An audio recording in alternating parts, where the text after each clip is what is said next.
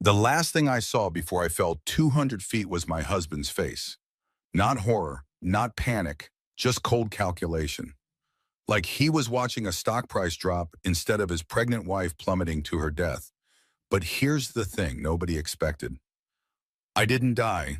What I'm about to tell you is the story of how I survived a 200-foot fall while 6 months pregnant, discovered my billionaire husband's $3 million embezzlement scheme, and watched him plan my funeral while I was still breathing. This is a story about a man who thought murder was cheaper than divorce, a mistress who turned out to be a serial killer, and a prenuptial agreement I never actually signed. By the time this is over, you'll understand why some betrayals are worth $200 million and why the most dangerous moment in a marriage isn't the wedding. It's when you become inconvenient. Stay with me because this story has three peaks of despair and we're just getting started. My husband's face was the last thing I saw before I fell. Not horror, not panic, just calculation. Like he was watching a stock price drop. That's when I knew this wasn't an accident. This was an exit strategy. But I'm getting ahead of myself. Let me tell you what I should have seen coming. 3 months earlier, I sat in our Denver penthouse, 6 months pregnant, staring at a prenuptial agreement I didn't remember signing. My name was there, Emily Carter Hale, but the signature looked wrong, too smooth, too confident, nothing like my usual scrawl. "Babe, you okay?" Ryan appeared in the doorway, his $5,000 suit perfectly pressed. Everything about Ryan Hale was perfect. Too perfect. "I don't remember signing this," I said, holding up the document. He kissed my forehead. The gesture felt rehearsed. "Pregnancy brain. Dr. Matthews said it's normal to forget things." Matthews, another name on Ryan's payroll. I was a paralegal at Morrison and Associates, one of Denver's top family law firms. I spent my days helping women recognize the signs of financial abuse. Document everything, I'd tell them. Trust your gut. Get copies of everything before you leave. Looking back, I see the irony now. I couldn't see what was happening in my own marriage. Ryan owned Hale Properties, a commercial real estate empire worth $200 million. We lived in a penthouse with mountain views. I drove a Tesla, wore designer maternity clothes. From the outside, I had everything. But money doesn't buy safety. Sometimes it funds your murder. The signs were there. God, they were everywhere. Ryan insisting I quit my job at 6 months pregnant. The new life insurance policy, $5 million, that he said was for the baby's future. Sierra Quinn, his project manager, texting him at 2 in the morning about urgent closings. My best friend Madison warned me. "He's different, Em. Cold. Have you noticed?" I had noticed, but I was 6 months pregnant, exhausted, and stupid enough to think marriage vows meant something. The morning of our anniversary, Ryan surprised me. "Let's go to Red Canyon, like our honeymoon. Just us." Red flags? Girl, these were red billboards. But there I was, 6 months pregnant, climbing into his Range Rover, believing a man who forgot my birthday might suddenly become romantic. Spoiler alert, he didn't. The drive took 2 hours. Ryan was unusually attentive, kept touching my hand, asking if I was comfortable. It felt wrong, like a performance. He parked at a restricted trailhead. No cameras. I noticed that immediately. My paralegal brain kicked in. Why here? Why now? Why a trail nobody uses? "Ready?" Ryan asked, helping me out of the car. The Colorado sun hung low on the horizon, painting Red Canyon in shades of gold and crimson. It was beautiful. The kind of beautiful that makes you forget danger exists. We started walking. The trail was narrow, hugging the cliff edge. My boots crunched on gravel. Wind tugged at my jacket. I kept one hand on my belly, protective. "Ryan," I said, stopping suddenly, "why are we really here?" He turned, and for just a second, I saw something in his eyes, something cold. Then it vanished, replaced by his practiced smile. Can a husband want to spend time with his pregnant wife? That's when I heard footsteps behind us. Sierra Quinn appeared around the bend, dressed in fitted hiking gear that looked more like a photo shoot than actual outdoor clothing. Her makeup was perfect. Her smile was sharp. "What a coincidence," she said brightly, "running into you two up here." My stomach dropped, not from morning sickness, from certainty. This wasn't a coincidence. Nothing about this was coincidence. I looked at Ryan. He wouldn't meet my eyes. Sierra, what are you doing here? I asked, keeping my voice steady. Needed some fresh air. She stepped closer. Thought I'd hike before dinner. On a restricted trail, 2 hours from Denver? I turned to Ryan. You knew she'd be here. He shrugged. No denial, no explanation, just a shrug. That's when I remembered. His phone. He'd left it in the car while getting our water bottles. I'd seen it light up with a text. Just a glimpse, but enough. Today, make it look accidental. I'll be there. My paralegal training kicked in. The life insurance policy, the new prenup, Sierra's texts, Ryan's coldness, it all clicked together like evidence in a case file. They were going to kill me. Here, today, on this cliff, and they were going to make it look like an accident. I know, I said quietly. My hand instinctively moved to protect my belly. I know what you're planning. Ryan's face remained blank. Sierra tilted her head, studying me like I was a problem to solve. Emily, you're paranoid, Ryan said. His voice was calm, too calm. The pregnancy hormones are making you... I saw your phone, I interrupted. The texts, the insurance documents, all of it. A universal truth about betrayal. The moment you voice it out loud, you can't take it back. You force everyone to choose sides.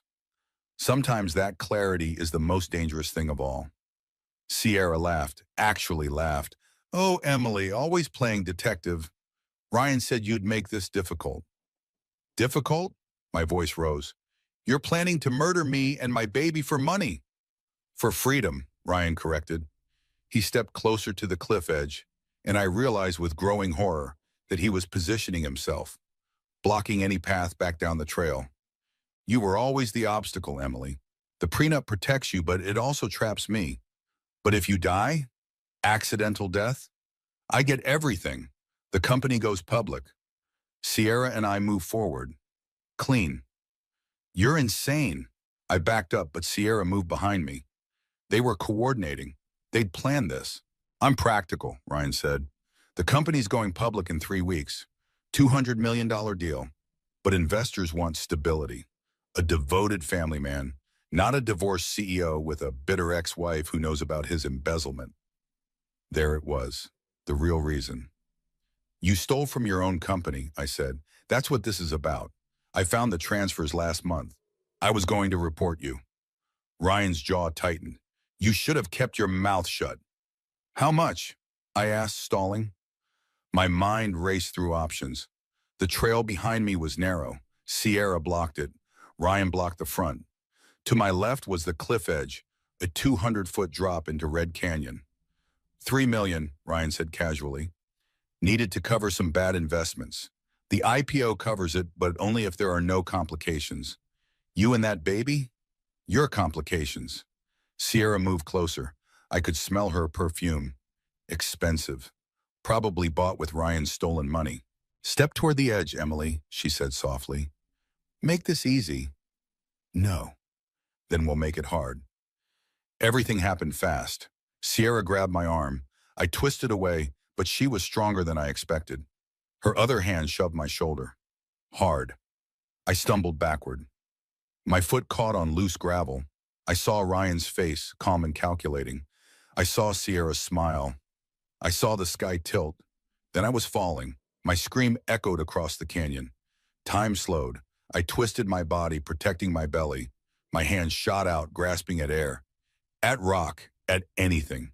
My fingers caught a branch jutting from the cliff face. Pain exploded through my shoulder as my full weight yanked against the wood. The branch bent but held.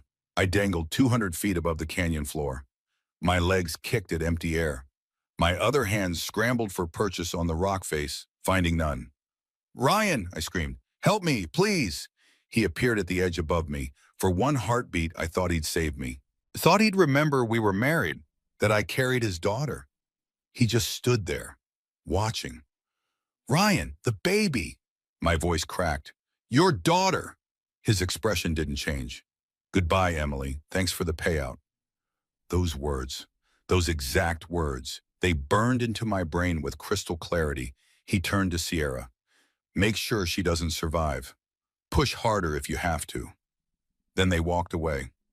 I hung there, fingers burning, shoulders screaming, belly cramping with stress. Below me, the canyon floor waited. Above me, the sky darkened as clouds moved across the sun. 47 minutes. That's how long I hung there. Long enough for my fingers to go numb. Long enough to feel my daughter kick as if asking why mommy put her in danger. Long enough to understand that my husband wanted us dead, but also long enough to get angry, furiously, righteously angry. I wasn't going to die here. I wasn't going to let Ryan win. I wasn't going to let my daughter's last moment be her mother giving up. I used my pregnancy weight to swing toward a narrower ledge to my right. My feet found a small outcropping of rock. Not much, but enough to take some pressure off my hands. I ripped my scarf off with my teeth and tied it around the branch, creating a makeshift anchor. It wasn't much, but it was something. "Hold on, baby girl," I whispered to my belly. "Mommy's going to fight." And then I heard it, a voice from above. "Hey, hey, hang on, I'm coming down." Not Ryan, a woman's voice. Strong, commanding. Help was coming. I just had to hold on a little longer. Sarah Morrison rappelled down that cliff like gravity was optional. She was in her 40s, built solid, moving with the precision of someone who'd done this 1,000 times. Her park ranger uniform stretched tight across muscular shoulders as she descended. "I've got you," she called down. "Don't move. Let me do the work." "My baby," I gasped. The branch was splitting. I could hear it cracking. "We're saving both of you. Just breathe." When she reached me, she clipped a harness around my chest with quick, efficient movements. Her hands were steady, professional. "On 3, I need you to let go of the branch," she said. "I've got you secured. The rope will hold. Trust me." Trust. That word felt impossible, but the branch was failing. I could feel it giving way. I had no choice. 1, 2, 3. I released my grip. For one terrifying second, I dropped. Then the harness caught. Sarah's arm wrapped around me, solid and real. "I've got you," she repeated. "You're safe now." We ascended slowly. My body shook uncontrollably. Every muscle screamed. But I was alive. My baby was alive. When we reached the top, Sarah lowered me onto solid ground. I collapsed immediately, hands pressed to my belly. "Is she okay? Is my baby okay?" Sarah pulled out a portable fetal Doppler from her emergency kit. Within seconds, the rapid rhythm of my daughter's heartbeat filled the air. Strong, steady, alive. I sobbed.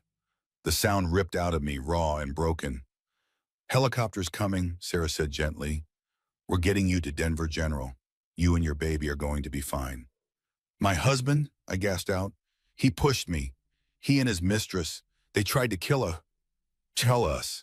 Sarah's face hardened. "Tell me everything in the helicopter." "Right now, we focus on getting you stabilized." The medevac arrived within minutes. As they loaded me onto the stretcher, I grabbed Sarah's arm. "He'll try again. When he finds out I survived. He'll try again." "Not if I have anything to say about it." Sarah's voice was granite.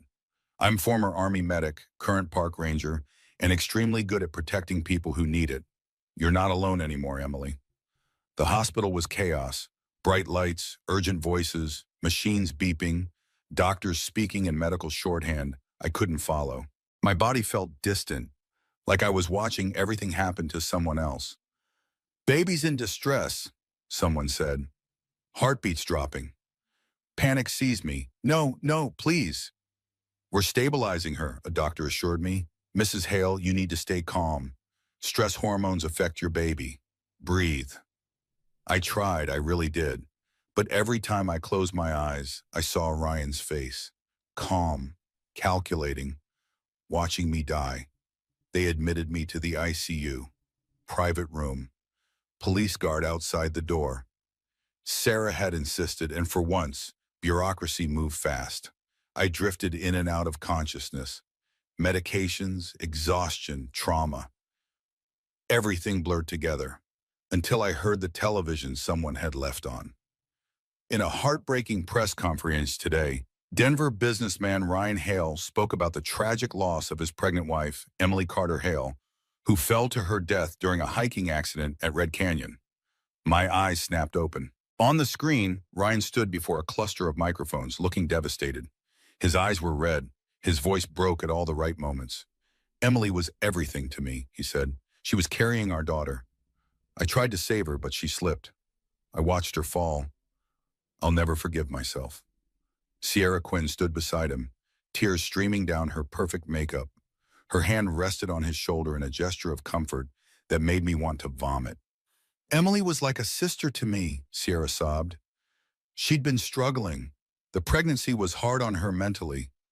I wish we could have done more. They were staging my death. While I lay in a hospital bed fighting to keep my baby alive, they were telling the world I was dead. And worse, they were painting me as unstable, suicidal, making sure if I survived and spoke up, nobody would believe me. A nurse walked in, saw me awake, and immediately moved to the TV. Mrs. Hale, you shouldn't be watching. Leave it, I said. My voice sounded hollow. I need to see this. The news cut to a memorial service announcement. White flowers, somber music, my own photograph staring back at me from the screen. A celebration of Emily Hale's life will be held Friday at Riverside Chapel. The family requests privacy during this difficult time. Friday, 2 days away. My husband was planning my funeral while I was still breathing. The nurse turned off the TV, but the damage was done. I stared at the ceiling, processing the magnitude of what Ryan had done. He hadn't just tried to kill me. He was erasing me, and everyone believed him. Sarah Morrison stood in my hospital doorway, arms crossed, face grim. We have a problem. Just one? I tried to laugh, but it came out as a broken sound. She entered, closing the door behind her. The hospital received a request from Ryan's lawyers. They want to see you to confirm your condition for the insurance claim. Ice flooded my veins. He's already filing the claim. $5 million payout requires a body or medical confirmation of death. Sarah sat beside my bed. Emily, legally speaking, you died yesterday at Red Canyon. No rescue was officially recorded. I found you off duty on a restricted trail. By the time I called it in, you were listed as a fatality. How is that possible? Ryan's lawyers filed paperwork fast, really fast. They have witnesses who say they saw you jump. They have your supposed mental health records claiming pregnancy depression. They've built a narrative where you're already gone. My mind raced. But I'm alive. I'm right here. For now, so Sarah leaned forward. If they see you're alive, what do you think happens?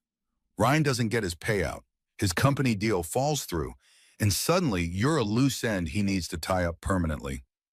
A thought crystallized. I stay dead. It's dangerous, Sarah warned, but it gives us time. Time to investigate, time to build a case, time to protect you and your baby. How would it even work? My ex-husband is a retired detective, Marcus Webb. We don't exactly get along, but he owes me, and he's got connections with people who specialize in making people disappear when they need to. The irony wasn't lost on me. My husband tried to make me disappear through murder. Now I was choosing to disappear to survive. If I stay dead, I can't contact anyone, can't see my family, can't work. The reality sank in. I'll lose everything. Ryan already took everything, Sarah said gently. This way, you get to take it back on your terms. I looked down at my belly. My daughter kicked, a small flutter of life. She deserved better than a dead mother and a murderous father. Do it, I said. Make me disappear. Within 24 hours, I was gone, officially deceased. A quiet funeral planned. My family, what little I had left, would mourn a daughter who wasn't actually dead. Sarah moved me to a cabin in Aspen. Remote, off-grid, owned by Marcus Webb, her ex-husband, who turned out to be surprisingly helpful for someone she claimed to hate. Marcus was 50, graying, weathered in that way men get when they've seen too much darkness. He'd spent 30 years in homicide before retiring to the mountains. Ground rules, he said, setting groceries on the cabin's kitchen counter. No phone calls, no internet without VPN, no contact with anyone from your old life. You're a ghost. I'm a paralegal, I countered. I know how to research, how to build a case. Let me help. Marcus and Sarah exchanged glances. She's got skills, Sarah said. Might as well use them. That's how I became a detective in my own attempted murder case. Marcus brought me files, bank records, corporate documents, anything related to Ryan's business. I spent hours hunched over his kitchen table, 7 months pregnant, piecing together the evidence of my husband's crimes. The embezzlement was obvious once I knew what to look for. Ryan had been siphoning money from Hale Properties for 18 months, small amounts at first, then larger chunks, 3 million total. But the real discovery came when I cross-referenced Sierra Quinn's background. Marcus, I called out one evening, you need to see this. He appeared from the other room, coffee in hand. What have you got? I pointed to the screen. Sierra's last boyfriend, Daniel Crawford, died 2 years ago in a boating accident. She inherited everything, $2 million. Accidents happen. Except the insurance investigator flagged it as suspicious. No body recovered.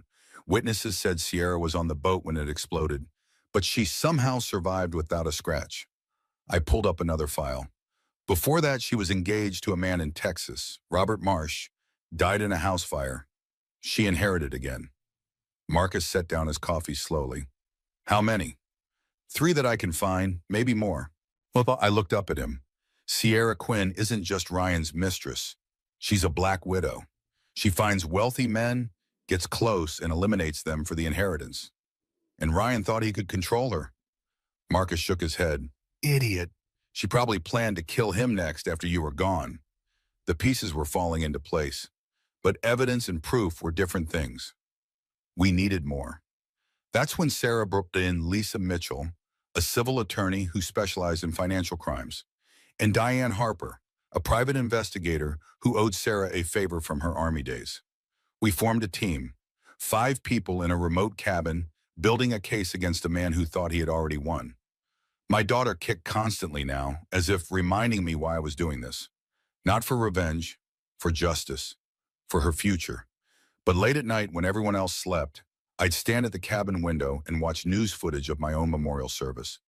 Ryan crying at the podium, Sierra comforting him, friends and colleagues offering the condolences. Nobody questioning the narrative. Nobody wondering if maybe, just maybe, the perfect grieving husband was actually a murderer. Watching your own funeral is surreal. Watching your murderer cry over your coffin is enraging. I pressed my hand to the cold window. I'm coming for you, I whispered. Both of you. And when I do, the whole world will know what you did. 3 weeks after my death, the case began to solidify. We had documents, testimonies, and a trail of financial crimes that would make any prosecutor salivate. But we needed the physical evidence. The smoking gun. Got something, Diane Harper announced, bursting into the cabin with her laptop. The private investigator had been working contacts in the state police. Forensics from the cliff scene. We gathered around the kitchen table. Diane opened files showing photographs of the trail where I'd fallen. They found fabric fragments on a rock outcropping, she said. Torn material consistent with a struggle. And look at this. She zoomed in on a photo showing distinct shoe prints in the dirt. 2 sets of footprints, both approaching the edge, then scuff marks indicating a push, not a slip. That's evidence of foul play, Lisa Mitchell said. The attorney leaned closer, studying the images. But can we connect those prints to Sierra? Already did. Diane pulled up another file. Sierra's hiking boots, purchased 3 days before the incident. Sole pattern matches perfectly. And here's the best part. When Emily grabbed Sierra's jacket, she ripped it. We found threads embedded under Emily's fingernails at the hospital. DNA matched to Sierra's jacket. Marcus nodded slowly. That's solid. What about Ryan? His cell phone GPS puts him at the exact location at the time of the incident. Diane smiled grimly. He was standing 10 feet away when Sierra pushed Emily, and his phone was actively texting Sierra right before they arrived. I stared at the evidence laid out before me. It was beautiful in a terrible way. Undeniable proof of everything I'd survived. There's more, Diane continued. A hiker on an adjacent trail heard screaming. He recorded it on his phone, thought it was an animal at first, but the audio's clear. A woman begging for help, and a male voice saying, "Let her fall." Sarah reached across the table and squeezed my hand. For the first time since the cliff, I felt something besides fear and rage. I felt hope. "We take this to the DA," Lisa said. Build the case for attempted murder. And the embezzlement, I asked. That's your leverage. Lisa tapped the financial documents I'd compiled. Ryan needs that IPO to cover his theft. If investors find out he embezzled $3 million, the deal collapses. His entire empire collapses. Marcus stood pacing. We need to be strategic. If we move too fast, Ryan's lawyers will bury this in motions. But if we wait too long, he completes the IPO and disappears with the money, I finished. We have a narrow window. The plan formed over the next several hours. File charges simultaneously, attempted murder and embezzlement. Hit Ryan from both sides. Make it impossible for him to fight both battles at once. When do we move? Sarah asked. Lisa checked her calendar. The IPO closes in 1 week. We file charges in 3 days. Give them no time to prepare. No time to spin the narrative. And Emily? Marcus looked at me. You ready for this? Once we file, you become the target again. Ryan will know you're alive. He'll come for you. Was I ready? I was 8 months pregnant, living in hiding, about to publicly resurrect from the dead, to accuse my husband of trying to murder me. I've been ready since I pulled myself off that cliff, I said. Let's destroy him. The next 72 hours were a blur. Lisa filed the charges with the district attorney. Diane delivered evidence packages to the state police. Marcus coordinated with former colleagues to ensure the case couldn't be buried. And me? I prepared for the moment I'd step back into the world. The moment I'd look Ryan in the eyes and watch his carefully constructed lies crumble. 3 days later, the news broke. Arrest warrants issued for Ryan Hale and Sierra Quinn in connection with attempted murder and fraud charges. Sources say new evidence suggests Emily Hale may have survived the fall and is cooperating with investigators. I watched the broadcast from the cabin. Ryan's shocked face flashed across the screen as reporters ambushed him outside his office building. This is absurd, he sputtered. My wife died. This is someone trying to extort money from me during my grief. But his voice shook. His confidence wavered. He knew. Somewhere in that moment, Ryan Hale realized his perfect plan had failed. Within hours, police attempted to execute the warrants. But Ryan and Sierra had disappeared. They ran, Marcus said, hanging up his phone. Police went to Ryan's penthouse and Sierra's condo, both empty, cleaned out. Where would they go? Sarah asked. I knew. Ryan has a property in Utah, remote. He bought it under an LLC 3 years ago. Told me it was an investment, but I always thought it was strange. Off-grid cabin in the mountains. Marcus was already dialing. Sending units now. They won't surrender easily, I said quietly. The reality of it sank in. Ryan was running, which meant he was desperate, and desperate people were dangerous. For the first time since this began, I was genuinely afraid. Not for myself, for what Ryan might do when cornered, for the violence he might unleash rather than face justice.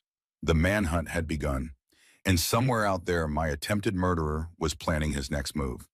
The black SUV tore through the Utah mountains at midnight, headlights cutting through darkness. Inside, Ryan Hale gripped the steering wheel so tightly his knuckles glowed white. Sierra Quinn sat in the passenger seat, makeup smeared, breathing shallow and panicked. She's alive, Sierra whispered for the 100th time. How is she alive? We watched her fall. Ryan's jaw clenched. Shut up. Let me think. Think. The police have warrants. They have evidence. What is there to think about? Ryan slammed his palm against the steering wheel. The crack echoed through the vehicle. She should have died. That fall should have killed her. Miles behind them, a coordinated effort was underway. State police had issued APBs across Colorado and Utah. The FBI had joined because of the financial crimes. Airports were monitored. Border crossings watched. Ryan Hale and Sierra Quinn were running out of places to hide. In the cabin in Aspen, I watched the news coverage with grim satisfaction. Every channel showed the same images. Ryan's Range Rover spotted on traffic cameras heading west. Sierra's panicked face captured by a gas station security camera. They're heading for Mexico, Marcus said, studying the map. Probably planning to cross at Nogales. It's remote enough. Will they make it? I asked. Not a chance, he pointed to the tracking data. Border Patrol's been alerted. They won't get within 50 miles. Sarah entered with fresh coffee. How are you feeling? Like I'm watching karma work in real time. I shifted uncomfortably. 8 months pregnant and living on adrenaline was taking its toll. Is it wrong that I'm enjoying this? After what they did, Sarah shook her head. You're allowed to feel however you want. The television switched to breaking news. We're receiving reports that Ryan Hale's vehicle has been spotted at a remote gas station near the Utah-Arizona border. Police units are converging on the location. We'll bring you updates as the feed cut to aerial footage. A helicopter spotlight illuminated a small gas station in the middle of nowhere. Two police cruisers screamed into the parking lot, lights blazing. Ryan burst from the SUV, running. Sierra stumbled out after him, hands raised, screaming something the cameras couldn't capture. It was over in seconds. Officers swarmed them. Ryan went down hard, face first against the pavement. Sierra collapsed, sobbing hysterically. The camera zoomed in on Ryan's face as they cuffed him. For just a moment, he looked directly at the helicopter camera. His expression wasn't fear. It was pure, undiluted rage. He mouthed something. I couldn't hear it, but I could read his lips clearly. You're dead. A chill ran through me. Even caught, even arrested, Ryan still thought he had power over me. He can't hurt you anymore, Sarah said quietly. She'd seen it too, but we both knew that wasn't entirely true. Ryan's money could buy lawyers. Good lawyers. The kind who turned slam-dunk cases into acquittals. The real fight was just beginning. The next morning, Ryan and Sierra were arraigned via video link. Both pleaded not guilty. Ryan's attorney, a shark named Bradford from Denver's most expensive firm, immediately began filing motions. Motion to suppress evidence obtained through illegal surveillance. Motion to dismiss based on prosecutorial misconduct. Motion to... Marcus read the list and whistled. They're throwing everything at the wall. Will any of it stick? I asked. Lisa Mitchell sat across from me, reviewing documents. Some might. The text messages might be inadmissible if we can't prove proper chain of custody. The GPS data could be challenged as circumstantial. Bradford's good. He knows how to create reasonable doubt. My stomach dropped. So they might walk? Not if you testify. Lisa looked up. Emily, you're the key witness. You lived through it. Your testimony, combined with the physical evidence, creates a narrative no jury can ignore. But that means you have to testify. In public, in court, with Ryan watching. The thought terrified me. Standing in a courtroom, visibly pregnant, facing the man who tried to murder me and our daughter, telling our story while he stared at me with those cold, calculating eyes. But what choice did I have? I'll do it, I said, whatever it takes. The preliminary hearing was scheduled for 2 weeks later, enough time for both sides to prepare, enough time for Ryan's legal team to try to dismantle the case, and enough time for me to realize just how vulnerable I still was. It happened on a Tuesday afternoon. I was resting in the cabin when my daughter kicked harder than usual. Not playful kicks, painful ones. Something felt wrong. Sarah, I called out. Something's wrong with the baby. She rushed in, saw my face, and immediately called for an ambulance. Hospital, now. The drive to Denver General felt endless. Every bump in the road sent pain shooting through my belly. My daughter's movements had gone from frantic to eerily still. Stay with me, baby girl, I whispered. Please stay with me. At the hospital, doctors swarmed, monitors, ultrasounds, urgent conversations, and medical terminology I couldn't parse. Finally, a doctor turned to me. The baby's in distress. The stress from recent events has triggered early labor. You're at 36 weeks. We can try to stop it, but what? Fear choked me. But if we can't, you'll give birth prematurely, and given your injuries from the fall, there are risks. I made a decision in that moment, a universal truth that every mother understands. You'll sacrifice anything for your child. Your safety, your comfort, your life. Save my baby, I said. Whatever it takes, save her. They admitted me immediately, put me on medications to stop labor, monitored my daughter's heartbeat continuously. For 3 days, I lay in that hospital bed, fighting to keep my daughter inside me just a little longer, fighting to give her every possible advantage. And that's when Bradford, Ryan's lawyer, tried his first major play. A nurse entered my room nervously. Mrs. Hale, there's a man here to see you. He says he's your attorney. I hadn't hired an attorney yet. What's his name? Robert Bradford, Ryan's lawyer, here, in my hospital room. Absolutely not, Sarah said from the corner. She'd been living in the hospital basically since I was admitted. He doesn't get near her. But Bradford appeared in the doorway anyway, expensive suit and practiced smile. Mrs. Hale, I'm here on behalf of your husband. Get out, I said flatly. I have a proposal that might interest you. Drop the charges, sign a non-disclosure agreement, and Ryan will ensure you and your child are financially secure for life. It took everything in me not to scream. You mean he'll pay me to let him get away with trying to murder us? I mean he'll provide for his daughter, $10 million, no strings attached except your silence.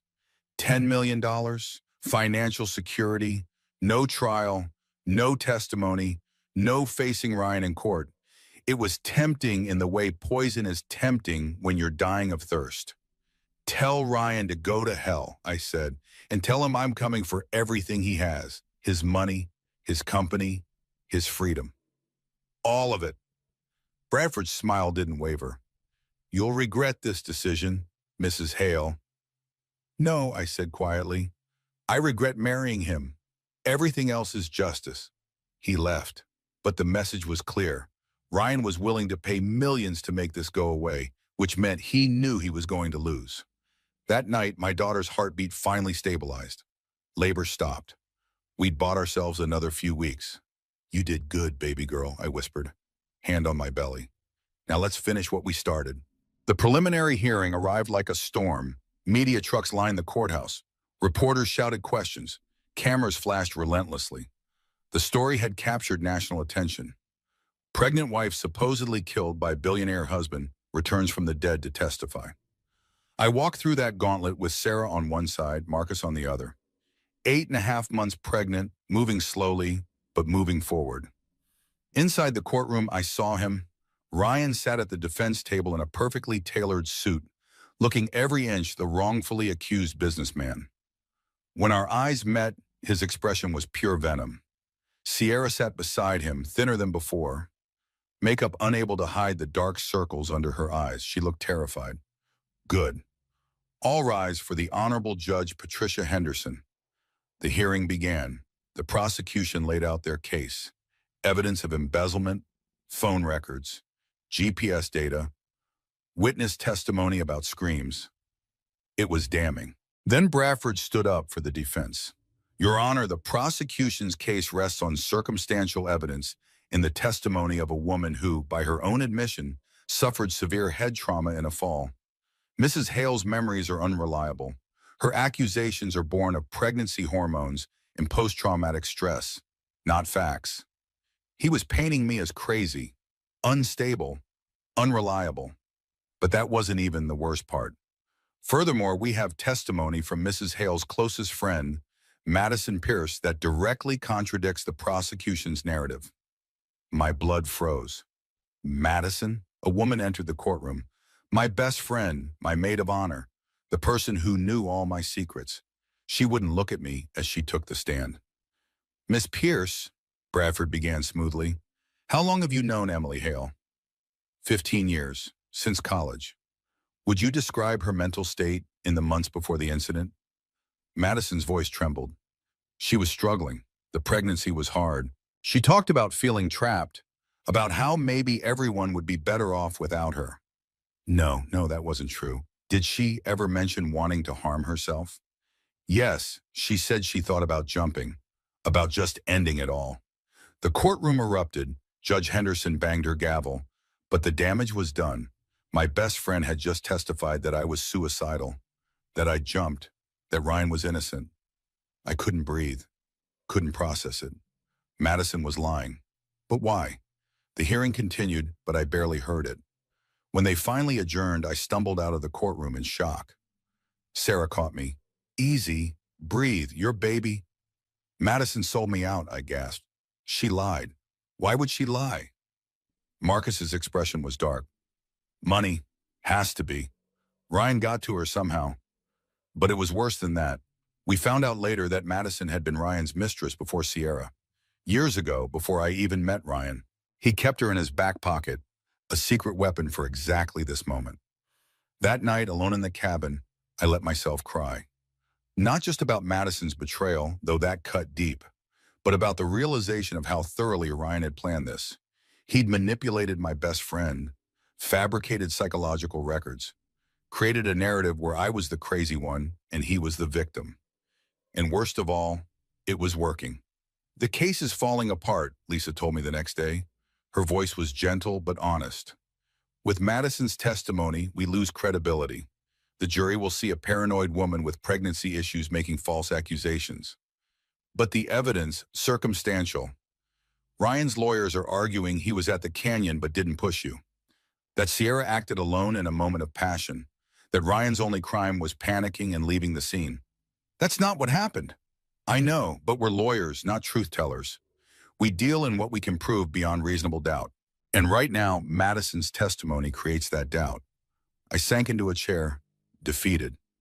So he wins. He tried to murder me, and he wins. Not yet. Marcus entered with his laptop. We might have one more card to play, something Ryan doesn't know about. He turned the screen toward me. On it was an audio file. What is this? Remember that backup phone you had in your jacket pocket? The one you used to record meetings at work? I'd forgotten about it, a cheap burner phone I kept for recording client consultations. It was in your jacket when you fell, Marcus continued. We recovered it from evidence. And Emily, it was recording. My heart stopped. The whole thing?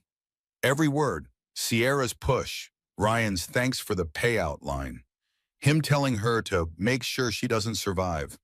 All of it. The recording played. My own screams filled the cabin. Then Ryan's cold voice. Goodbye, Emily. Thanks for the payout. Clear, undeniable, damning. This changes everything, Lisa breathed. This is direct evidence. First person. Inadmissible becomes admissible because you recorded it yourself. Can we use it at trial? I asked. Better. We leak it to the media. Let the court of public opinion turn against Ryan before we even get to criminal court. It was risky, potentially illegal depending on Colorado's recording laws, but also our last best chance. Do it, I said. Let everyone hear what he did. The recording hit the news that night. Within an hour, it was viral. Every major network played it. Social media exploded. Ryan's carefully constructed victim narrative crumbled in real time. By morning, investors were pulling out of the IPO. The Board of Hale Properties voted to remove Ryan as CEO. His empire was collapsing. But cornered animals are the most dangerous. And Ryan Hale was very, very cornered. The audio recording destroyed Ryan's public image overnight, but it also made me a target. If he went down, he'd take me with him. That's what Marcus said, and that's what I believed. But I didn't expect how quickly Ryan would act. It happened 3 days after the recording leaked. I was at the cabin, 9 months pregnant now, preparing for both a trial and a birth that could come any day. Sarah had gone into town for supplies. Marcus was at the courthouse filing motions. I was alone. The first indication something was wrong came when the power cut out. Not unusual in the mountains, but the timing felt off. Then I heard gravel crunching outside, a car engine, footsteps on the porch. I grabbed my phone, but the signal was dead. Someone had jammed it. The door exploded inward, not subtly picked, just raw force destroying the lock. Sierra Quinn stood in the doorway. Her hair was wild, makeup gone, eyes hollow with something between rage and madness. She held a kitchen knife. You couldn't just stay dead, she hissed. You had to ruin everything. I backed up slowly, hands instinctively protecting my belly. Sierra, the police know you're out on bail. If you do this, I'm already going to prison. Ryan's lawyers made a deal. They're blaming everything on me, saying I pushed you while he tried to stop me. He's throwing me under the bus to save himself. So that was Bradford's new strategy. Make Sierra the villain. Paint Ryan as the desperate husband who made mistakes but didn't commit murder. So you came here to kill me yourself? I tried to keep my voice steady. That won't help you. No, but it'll feel really, really good. She lunged. I grabbed a chair, using it as a shield. The knife stabbed into the wood. Sierra yanked it free, circled me like a predator. You took everything, she snarled. Ryan was mine. The money was mine. You were supposed to die. You're a serial killer, Sierra. How many men did you murder before Ryan? 3? 4? That stopped her. How did you... Daniel Crawford. Robert Marsh. I found them all. You've been doing this for years. Marry rich men, kill them, take the insurance. Ryan was just your next mark. Sierra's laugh was broken. Ryan thought he was using me, thought I was his stupid mistress. He had no idea I was planning to kill him next after you were gone. Take everything and disappear. But I survived, and now you're going down for all of it.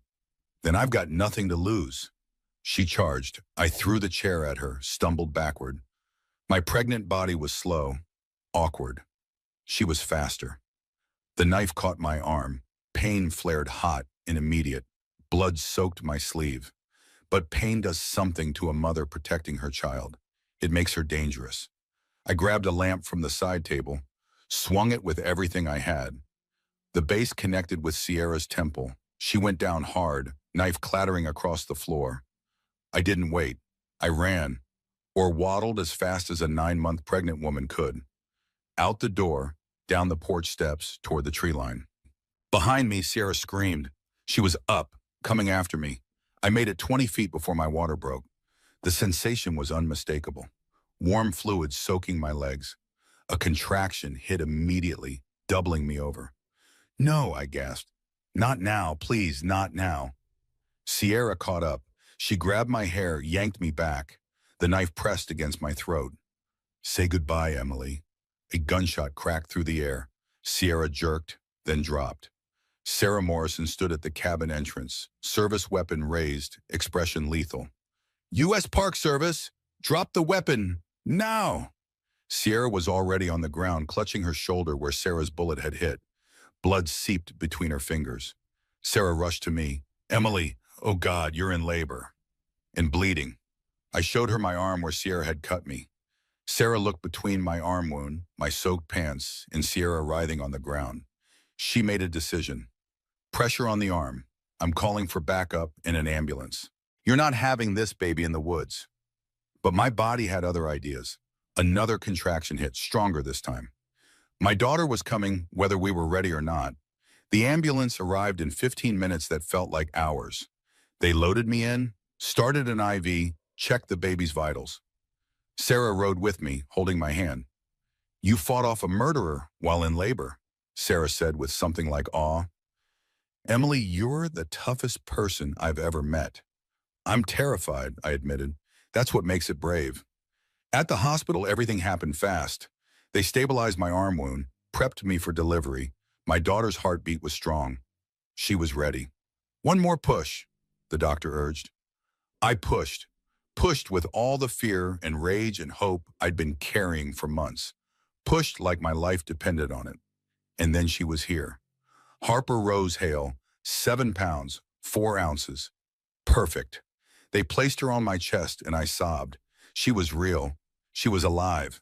After everything, we'd both survived. Hi, baby girl, I whispered. Mommy fought so hard for you. Harper blinked up at me with dark eyes, her tiny hand wrapped around my finger. In that moment, everything else fell away. The trial, Ryan, the fear, none of it mattered compared to this.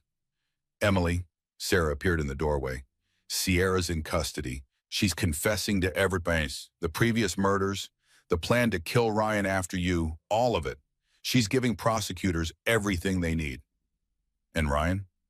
His deal just fell apart. His lawyers can't blame Sierra anymore when she's testifying against him. The trial's back on. And with her testimony plus your recording, there's no way he walks. I looked down at Harper. Good, because I want her to grow up knowing her mother didn't let her father get away with trying to murder us. Over the next 2 weeks, the case came together perfectly. Sierra's full confession, the audio recording, the physical evidence, witnesses coming forward, Ryan's embezzlement documented in detail. The trial was scheduled, and this time, I'd be ready. The courthouse steps felt steeper than I remembered. Or maybe it was just the weight of carrying Harper in my arms while walking toward the man who tried to kill us both. Media surrounded the building, hundreds of reporters, cameras, protesters. Some carried signs supporting me. Others claimed I was lying. The case had divided the country. Sarah walked beside me, alert for any threats. Marcus was already inside, coordinating with courthouse security. Lisa Mitchell had prepared me for 3 days straight on what to expect. Remember, Lisa had said, Bradford will try to rattle you. He'll question your memory, your motives, your sanity. Don't let him. Just tell the truth. The truth, that seemed so simple until you had to say it in front of hundreds of people, with cameras broadcasting it nationwide, while your attempted murderer stared you down. We entered through a side door to avoid the worst of the media circus. Security was tight. After Sierra's attack, nobody was taking chances. The courtroom was packed. Every seat filled. Overflow crowds in the hallway watching on screens. This trial was the biggest thing to hit Colorado in decades. I took my seat in the witness area. Harper was with a court-appointed guardian in a private room nearby, safe and secure.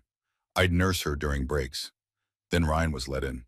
He wore an expensive suit despite being in custody. His hair was perfect. His expression carefully neutral. But when his eyes found mine, I saw the rage simmering underneath.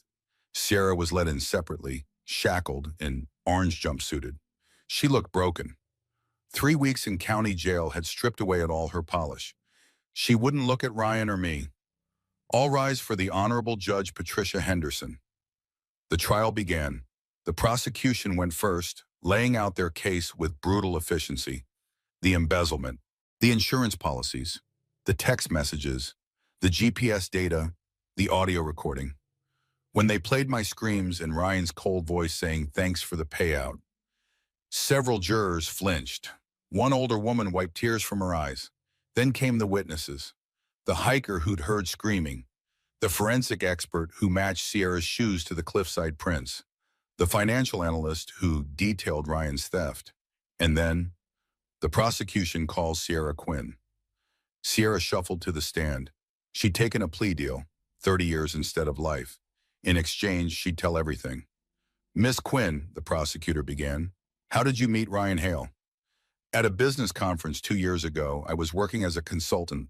He was looking for someone to help with property acquisitions. Her voice was flat, dead. He was also looking for someone to help him eliminate his wife. The courtroom erupted. Judge Henderson banged her gavel. Did Mr. Hale specifically ask you to kill Emily Hale? Not at first. At first it was an affair. But 6 months in, he told me about the embezzlement.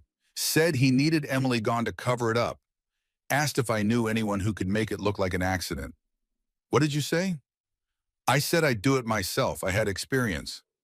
Experience murdering wealthy partners?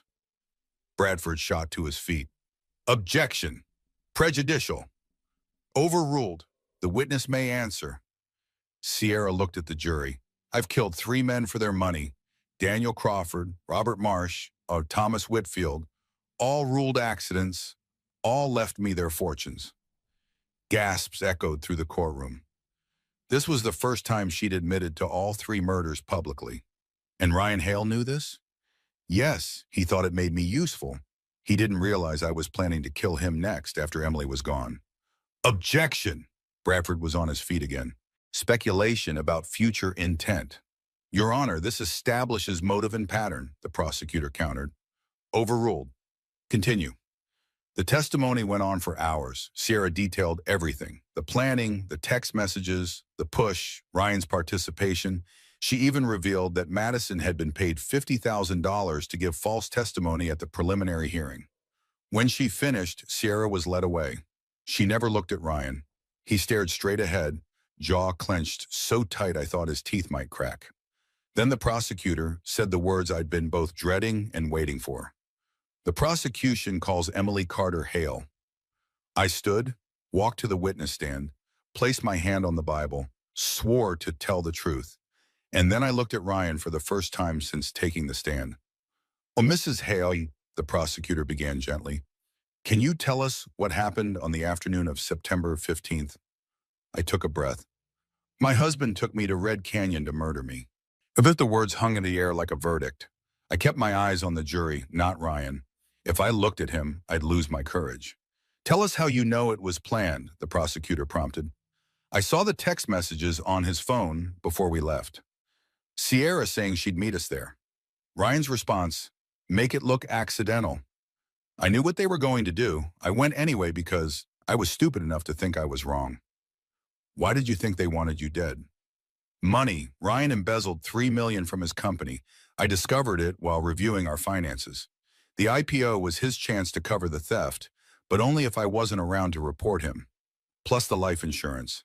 $5 million payout for accidental death. I walked through every detail. The hike, the confrontation, Sierra's push, Ryan's words as I hung from that cliff. He said, and I quote, "Goodbye, Emily. Thanks for the payout." Then he told Sierra to make sure I didn't survive.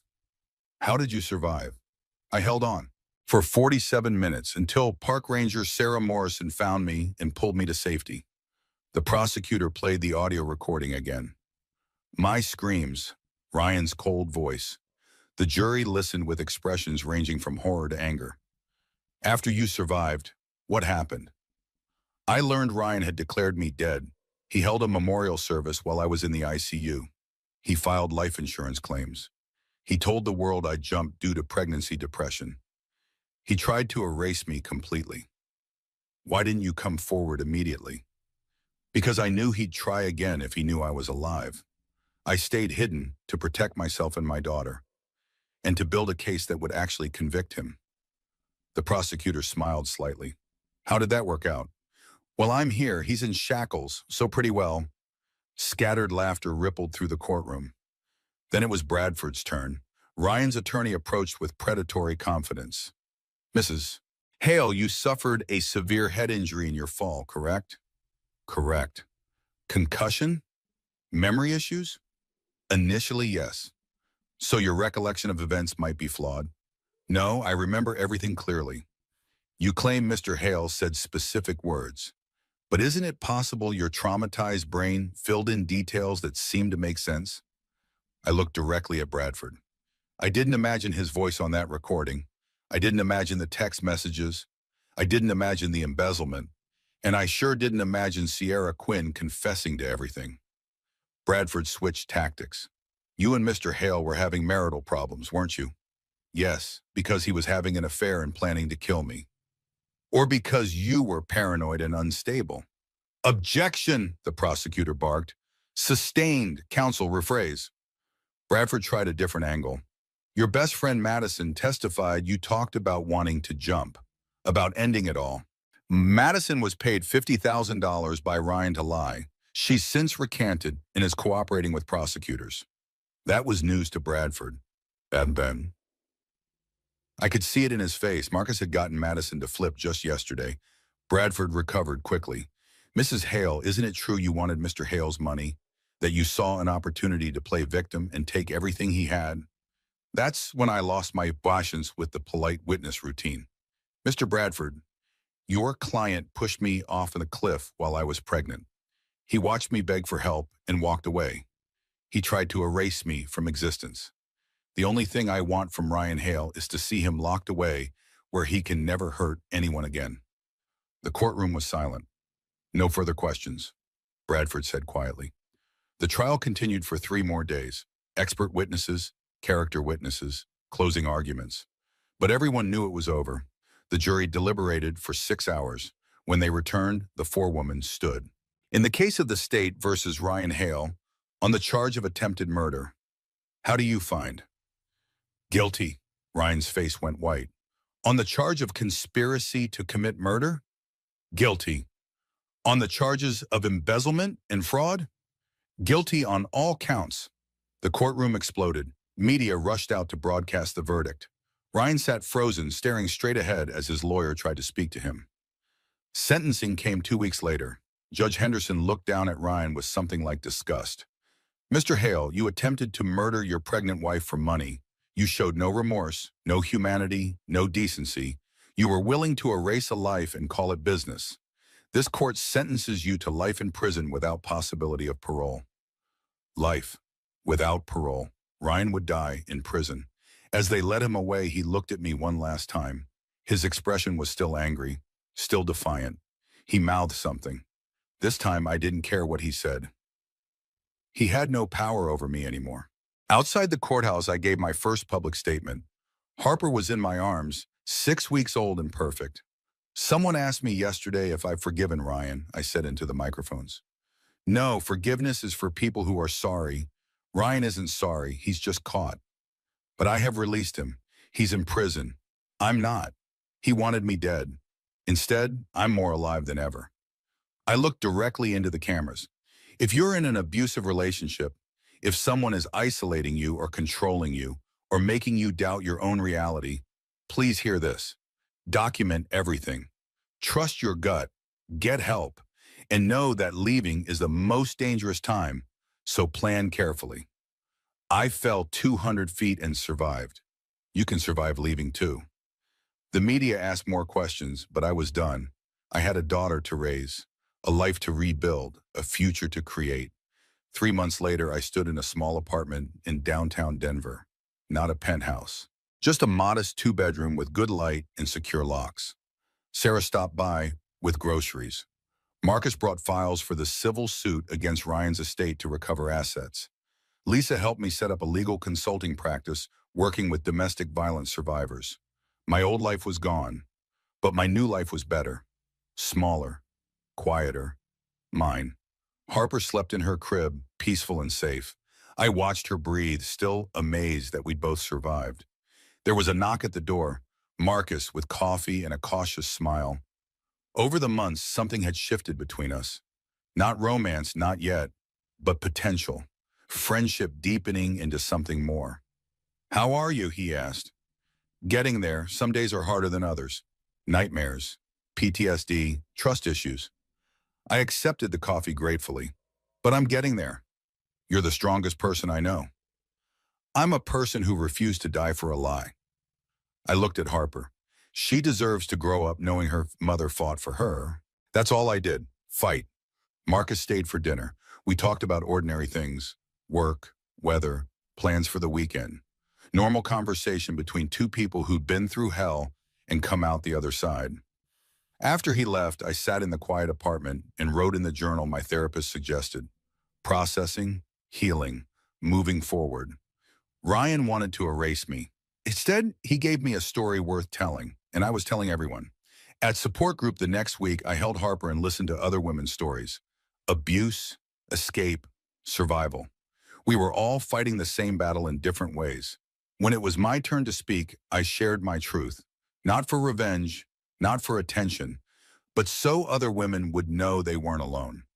The system failed me in a lot of ways, I said, but I didn't fail myself. I survived. I fought.